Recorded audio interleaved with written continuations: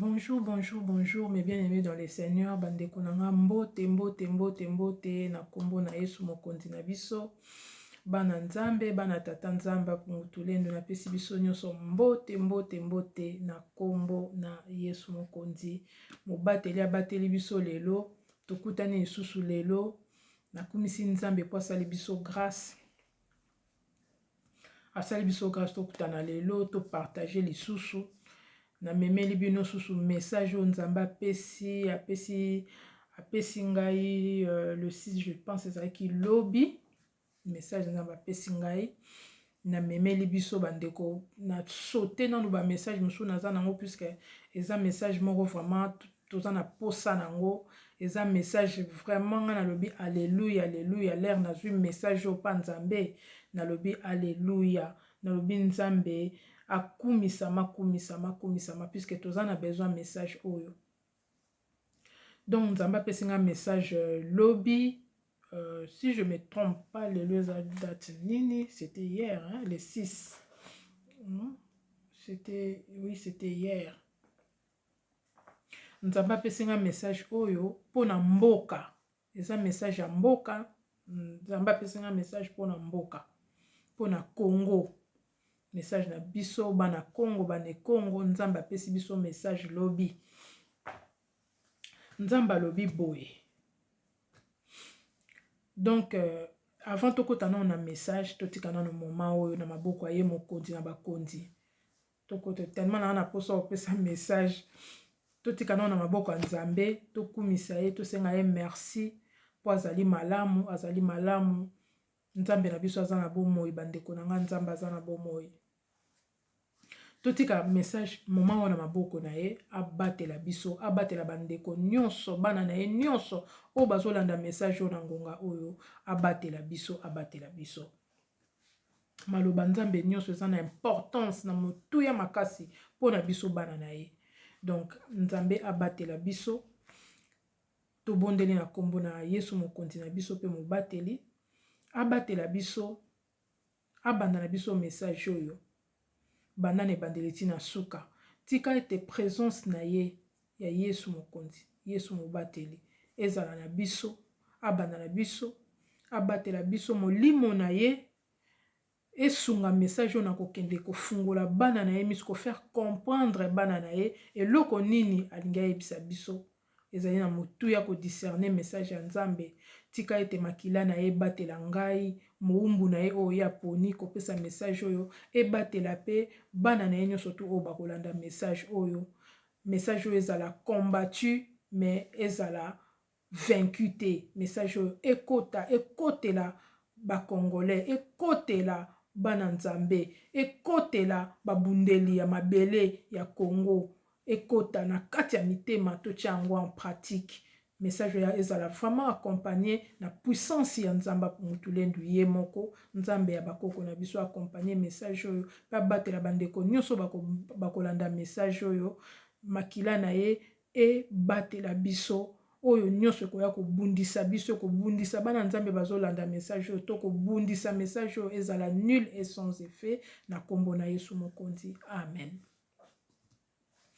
Donc bandeko merci na bandeko na ngai oyo bazolanda message oyo tozali elongo oyo tozalaka na bango depuis kala oyo basabonaki depuis kala na oyo basabone sikoyo oyo bazosabone tozali biso nyonso bana tata tozali biso nyonso bana nzambe azobatela biso nyonso vraiment na pesi nzambe na biso merci na ndenge azotouche mitema bana na ye na soutenir œuvre ya nzambe na soutenir pe ngai moumbu oyo aponi na soutenir ngai na mabondeli na ba prière na soutenir ngai na ba commentaire encourager ngai na kosala mosala oyo ezali facile te vraiment nzambe apambola bino bandeko na nga oyo bozali na ngai tozali vraiment ensemble tozali elongo bozo soutenir nga mingi kopesa nga courage ya bima loba maloba nzambe papa lobi et puis ceux qui ba message ezo toucher bino c'est que ça kokangola bino vraiment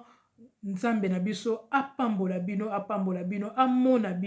amona bana na ye apambola afungola bisika oyo ekangamaki a délivrer bandeko na nga oyo bana na ye nyonso oyo bazalia na oyo bazalia te bana na ye po ya yebi bana na ye nyonso vraiment nzambe akangola bango nzambe apambola bino oyo bozo partager ba message po ete bandeko bayoka nzambe apambola bino nzambe apambola bino na bondeli vraiment protection divin protection ya nzambe tata ezala likolo na bino kimia na ye accompagner biso a protéger biso vraiment na se ya loboko na ye ya nguya merci na bandeko na ngai vraiment naza reconnaissant na mongongo nzambe o boyoki naza reconnaissant na koyoka maloba nzambe koyoka ba message oyo nzambe azotindela biso na sambeli vraiment nzambe amona bino nzambe apambola bino donc na ye na message oyo bandeko na ngai oyo nzambe apesi ngai le 6 ezalaki lobi tellement nazwi ba message mibale na mokolo na butu wana yango wana nayebi ke le 6 était hier puisque nakomi yango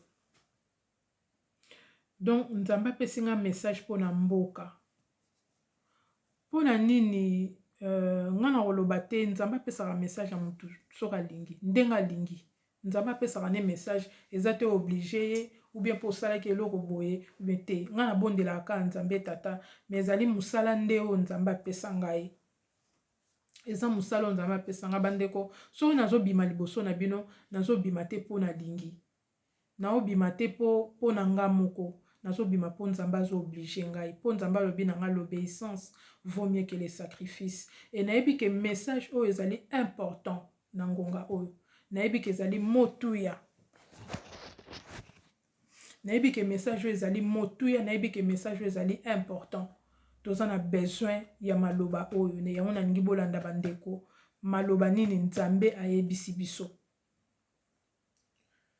ngai naza kaka momemi sango oyo nzambe amemi me ngai moko bandeko na ngai nazali kozela message oyo nazali kozela likambo oyo nzambe alobi nazalaki na besoin nango nazalaki koyoka yango ezomata na motema na ngai me nazalaki koose te nazoloba nazosentir yango me nazela nzambe aloba celui qui décide eza nzambe na biso eza biso te un jour ekozala oyo nzambe akoyebisa bino ye moko moto alobaka eza ngai te moto na kose justifier eza ngai te moto na koyebisa bino nani naza na nzambe me nzambe ye moko akoyebisa bino nani ngai nazali mpo na ye e nani oyo nazali mpo na bino nzambe akoyebisa bino mokolo ye akodeside me tozoperdre temps te makambo na osala eza motuya mpo na biso bandeko na nga mpo na nga moko mpo na bomoi na nga mpo na futur na nga eza très important donc nzambe azwa lokumu nalalaki na butu wana ezalaki meme mpa na butu ezalaki na ntongo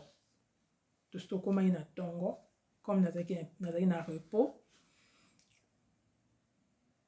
nzambe vraiment yebaka kokalkule makambo nzambe ayebi mpo jour wana nazalaki na repos apesi nga mwa ba message nzambe azwa lokumu apesaka nga quand il veut mais na remarqué nzambe apesaka nga mingi so naza vraiment un peu reposé nzambe merci alors nalalaki na ekomaki deja na ntongo nalali nayoki nzambe abandi koloba na nga nasoka mongongo ya nzambe abanga me na ndoto eza teke lere mosusu nayokaka ye boye navandi nazomedite nakoma oyoka nzambe me wana ezalaki na ndoto nalali na ndoto nazoka voix audible ya nzambe bandeko boyoka makambo nzambe alobi na ngai yango namemi nayebisa bino makambo oyo nzambe ayebisi biso nzambe alobi tu ne prendras pas son nom en vain bakoselaka nzambe likambo te eza malédiction bakoselaka nzambe likambo te donc na makambo oyo nzambe alobi na nga soki nga moko nazongi natali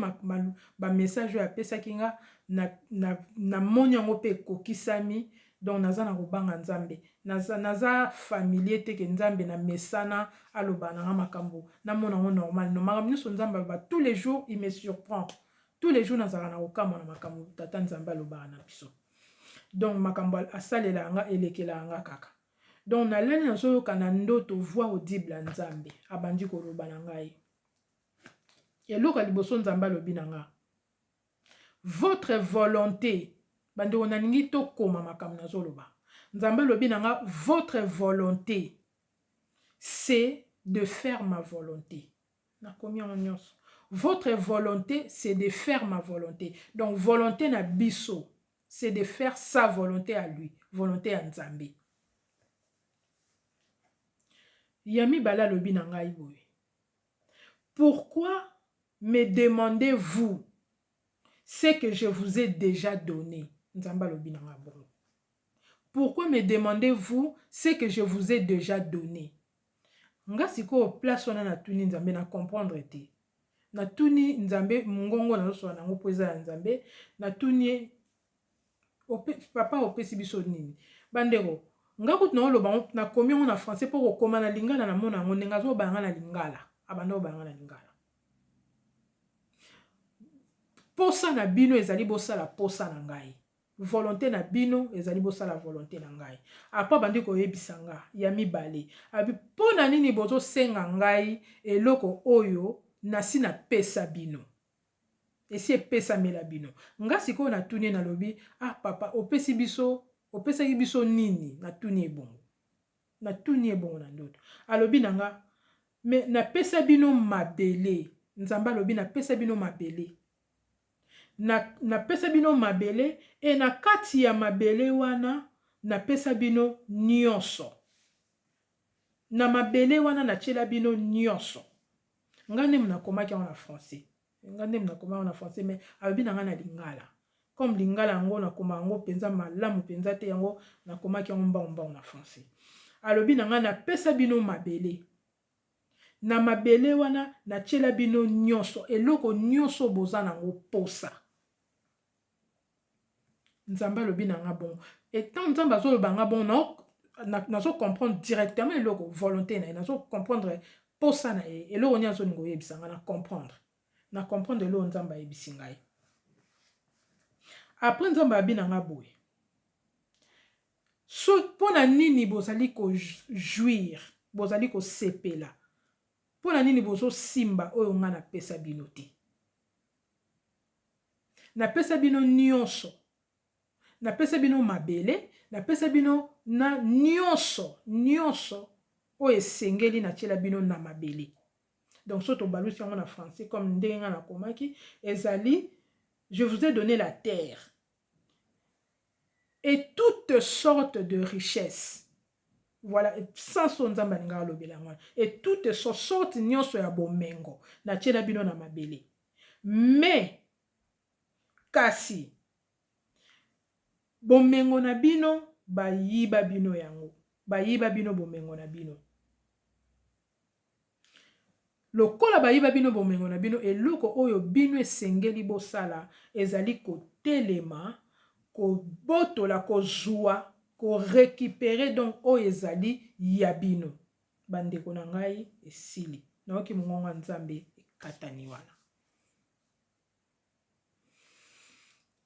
Na bandi ko lamuka siko pona méditer na yoki tant ka Nzamba lobi bozwa bo récupérer bandeko na nga na ndoto eloko elamusaki ngeza pona ganga ki na ndoto na bi alléluia na chema boko likolo bandeko na lamuki mbala moko na lamuki na esengo na lamuki na kobondela po bandeko Nzambe apesi biso mot d'ordre.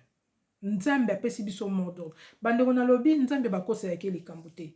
Nakoki jamais koya kokosela Nzambe likambo. Et nakoki jamais koya koloba makambo oyo eza na posa na nga. O nga na kanisi to o nga na lingi. Nga na tika Nzambe na nga loba likambo ye moko ndenga lingi tina suka. Nzambe alobi na biso. Posa na biso ezala posa na ye. Notre volonté c'est de faire sa volonté. Et l'ora li boso. Problème na biso li boso yango wana. So tozo sala posa na biso, mais tozo sala oya Nzambe teza déjà problème à liboso. O tozo koka ko récupérer ma belé na biso te. Problème déjà liboso ngwana. Et loko tozo sala biso problème makasi ngwana po to bimi déjà na liloba Nzambe. To tosi déjà liloba na ete. Tozo sala posa na biso. Ole to sala posa na ye. To kanisa malamu Yesu Christ mwana Nzambe alobaki posa na ye. C'est de alobaki ma volonté, ma nourriture. Alobaki ma nourriture, c'est de faire la volonté de mon Père, de celui qui m'a envoyé. soki alongaki soki Yesu mwana nzambe alongaki ezalaki po asalaki posa ya tata oyo atindi ye eloko ekolongisa biso oyo nzambe atie ya liboso ezali kosala posa na ye so tosali posa ya tata nde tokolonga mpo na nsima nango nzambe alobi na ngai apesa biso mabele me mabele wana pona nini tozosenga eloko asa apesa biso donc nzambe apesa biso nyonso asuna eloko akopesa biso te nzambe azotalisa biso ki asa apesa biso mabele na bomengo nyonso eza na mabele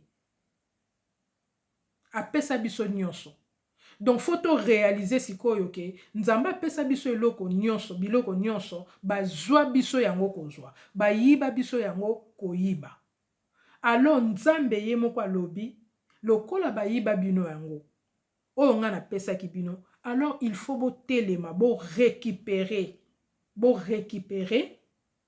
biloko nga napesa bino il faut botelema bino moko réclamer oyo eza ya bino récupérer yango eza mot d'ordre ya nzambe wana eza mot d'ordre ya nzambe sikoyo ngai naza mosali ya nzambe nazali na limite oyo nzambe apesi ngai oyo nzambe ayebisi ngai ezali po totia yango na pratique nakei kaka na liloba nzambe mpo natalisa biso ke biso bana nzambe il faut toyeba badroit na biso nazongelaka likambo oyo soki totali fumuki mbangu problème oyo ye azwaki ezalaki mpo azalaki kotelemela badroit kodefendre mboka na ye kodefendre bana mboka na ye kodefendre même race na ye alobela même likambo ya race parce qu'il avait compris quelque chose akomprenaki ke race wana race na biso ezali combattu akomprenaki yango donc atelemaki po aréclamer aboyaki problème ye azwaki yango wana fimbu babetaki ye 120 par jour yango wana koboma babomaki ye po azalaki kodefendre mboka na ye badroit na ye badroit ya mboka na ye nde bitumba babundisaki ye yango ezali même parole même réflexion oyo nzambe ye moko azongisi nga donc nga nzambe apesi nga makasi atalisi nga ke naza na droit ya koréclamer atalisi nga ke naza na droit ya korécupérer oyo eza ya nga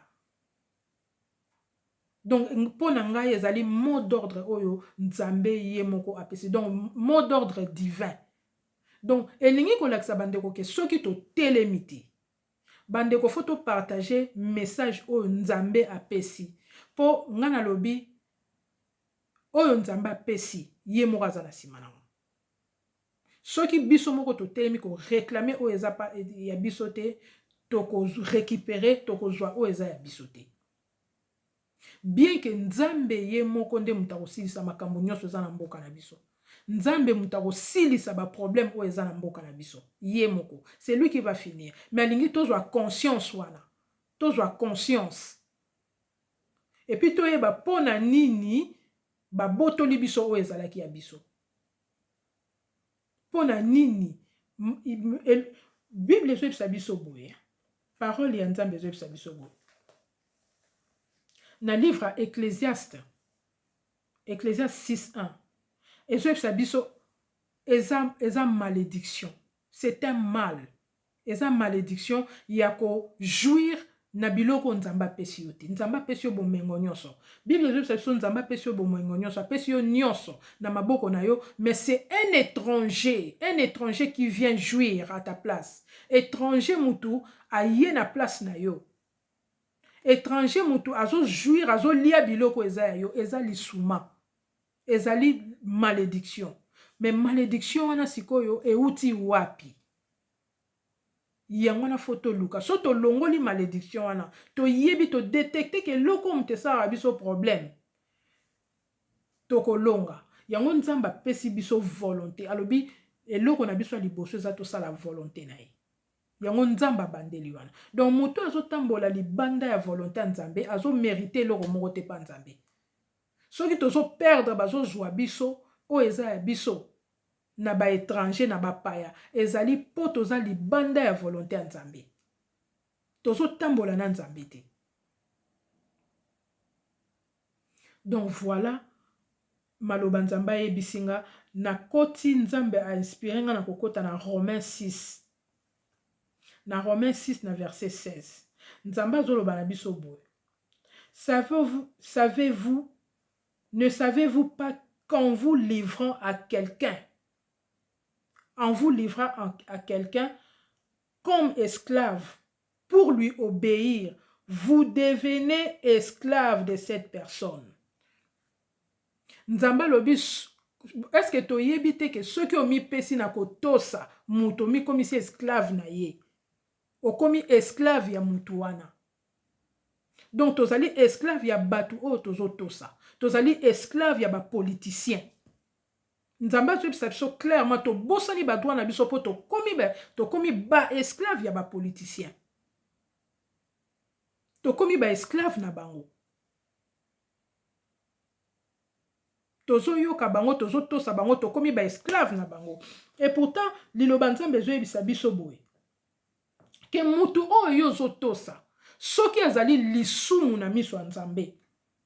Soki akomi azali lisumu, po mutu oyo zo tosa, akomi si yo esclave. Et pourtant, ze loko eza interdit na nzambe. Jamais mutu ko komisa ndeko na yo esclave na ye. Jamais mutu akoyi kozwa ndeko na ye comme esclave na ye. Directement mutu wana komi lisumu na miso ya nzambe. Et toute la place lisumu ekomema biso na suka lisumu ezo yebisa biso que le salaire du péché c'est la mort. Romains 6, 23. Salaire ya péché c'est la mort. Pour la nini ememi biso ti wana yango tozomona ba kufa ebele. En fait kufa ya biso bana Congo ezali kufa spirituel tout d'abord. Spirituellement ba bomi biso, ba boma biso spirituellement. Yango tozomona ngo physiquement ezoya. Nzambe na biso aza na nzela pona kosalela biso, pona ko délivrer mboka na biso. Mais nzambe ye moko bandeko na nga nzambe pesinga maloba oyo. Nzambe tuninga pona nini tozo senga ye eloko asapesa biso, elekelinga. Pona nini tozo senga ye biloko asapesa biso. Acheli biso donc richesse nyonso o biso moko photo zwa to utiliser. Apesi biso nyonso donc tokoki kokelele loko te mais bazwi biso yango pourquoi? To se remettre en question. To comprendre makambo nzamba lobi ke soki to zongi na maloba nzambe te. Soki to zongi na kotuna nzambe ba volonté ya nzambe ezalaka nini te. To tosa yango te. To tambola na nzambe te. Nzamba kozala na biso te. Enga na yebi ke nzambe akopambola ba oyo ya kolinga pambola puisque nzambe azopesa ba message ebele. Nzambe azopesa ba message mingi. Ezali na ba oyo nzamba poni, ezali na ba oyo bakomona loboko ya nzambe, ezali na batu oyo bako leka na épée ya nzambe. Ezali na batu oyo bako jouir nango te. Ezali na batu oyo bako jouir na batu bako jouir nango te. Mais pourtant posa nzambe ezali ke mwana na ye nyonso azwa héritage na ye. Eza posa na ye ezali ke bana na ye nyonso to bazonga ndenga zo sala makambo. Ndenge nzamba programme makambo na ye maloba oya loba nyonso fwe kokisama. Nazali na message mususu moyena tiango awa ezali te po so na tiango awa e okokate po eza supe mwa mulayi e kokatana. Nalobi nzamba pesinga 2 messages. Nzamba pesinga message mibale. Bandeko makambo kosala ma ya grave. Nzamba azobenga biso na conscience. Nzambe azopesa biso na conscience po nzambe apesaka aza nzamba justice. Akozongisela biso bayiba biso. Biso tokokende kobunda na maboko te. Po bitumba eza ya molimo eza na maboko te. Yango na biba boma biso déjà spirituellement. Nzambe akozongisela biso oyo eza de droit, eza na droit na biso, mais nzambe asengi biso toyeba nini oyo esali, nini oyo ememi malédiction na pourquoi babotola biso oyo eza ya biso. Po to bosani volonté na ye. Po to transgresser ba loi ya nzambe. To bimi na liloba nzambe. Yango nzambe azongisinga lobi bana na ye bakomi esclave ko obéir. Bami pesi bango mo bami komisi esclave. Bazo tosa batu o bami sali lisumu na miso nzambe. Nzambe bengi bango lisumu. baza lisumu na miso ya Nzambe. Donc baza en abomination na miso ya Nzambe. Nzambe alobi na biso moko tozwa conscience na oyo apesa biso. Nzambe apesi biso mabele, Nzambe apesi biso richesse. Apesi biso bomengo nyonso ya mabele. Apesi biso Congo, apesi biso mabele na biso ya Congo, atieli biso nyonso na mabele na biso. Eza ya biso. Me bayibi biso yango pourquoi? Etango bayibi biso tokosala nini? Me bitumba sans Nzambe ezali na solution te. Bitumba sans Nzambe eza na solution te. Bandeko oyo peut-être bandimaka Nzambe te, ke Nzambe aza na bomoi. Nga na oyebisa biso lelo bandeko nanga ke Nzambe aza vivant. Il y a un Dieu, eza na Nzambe. Soki tobi Dieu na français, Nzambe na biso, Nzambe akela biso, Nzambe apungutu lendo, Nzambe na biso. Nzambe na mona ye. Soki na lobi couleur ya Nzambe, bandeko mosusu babi na discriminer te. Na mona nga moko. Na yebi couleur ya Nzambe akela biso. Aza na bomoi. Echange ngai ndenga obondela e nazo mona makambo na monaki oya liboso eleki lisusu aza vivant. Nzamba bakoko na biso aza na bomoi. Nzamba pungutuleno maweza chama aza na bomoi. Aza na bomoi. Azali na bomoi. Makambo azolobeza ya solo. Mutu azondimela Nzambe taka nsike aokende ko libere Congo ye moko. Akobundela mabele ya Congo ye moko. Na makasi na ye azo se tromper. Azo mikosa makasi. Sans Nzambe na biso toko libere mboka na biso te. Il faut liboso to sa la volonté na ye. Eza malobo Nzamba lobelinga. Abakisi mususu te. Alobi nanga kaka na mukuse. Votre volonté c'est de faire ma volonté. Posa na bino ezali bosala posa nanga. Posa na ye Nzambe. Soki to sali posa ya tata Nzambe. Si makiti na makambo libération ya mboka. Libération ya mboka na biso. Esengi liboso nanu kosala posa kotosa mibeko ya Nzambe. Kosala nanu posa ya Nzambe. Si matoko solo la makambo ya ko libéré. Bandeko nange ezali conseil o nga na memi. Liloba Nzambe oyo apesi nga na memi na Congo mani nyonso. Na bana Congo nyonso. Bana mabele ya Congo nyonso. Bazwa message oyo. Toyebake, toza na droit ya ko défendre mabele na biso, ya ko réclamer ba droit na biso, eza mabele na biso, Nzamba lobi eza ya biso, atiela biso bomengo nyonso na mabele. Mais soki tozwi conscience ya ko telemela ngo te, koyebe loko nini ekangi te, po Nzamba pesinga na makambo ekangi mboka na biso. Makambo ekangi mboka na biso na yebi yango. Mais liboso, avant to solo la makambo, na po to comprendre yango bien, faut to kota nanu na kotosa Nzambe. Tokota nanu na bon Nzambe po toyeba ba secret omoni Nzambe po fungolela nga makambo fale nga na tosa ye ifale nga na sala nanu posa na e po fungolela nga makambo soko za musika Nzambe ko bombela o makambo ako révéler yo te po ya lobi invoque moi je te répondrai bon yozo ye moko kaka lobi na Esaïe 59 que ceux qui ogangi ozo bondela ozo benga ngai ozana masumu na royate. Alobi, mon oreille n'est pas dure pour entendre. Mais mouto yazana masumu na alobi eloko kabola ngana bino eza masumu. C'est écrit.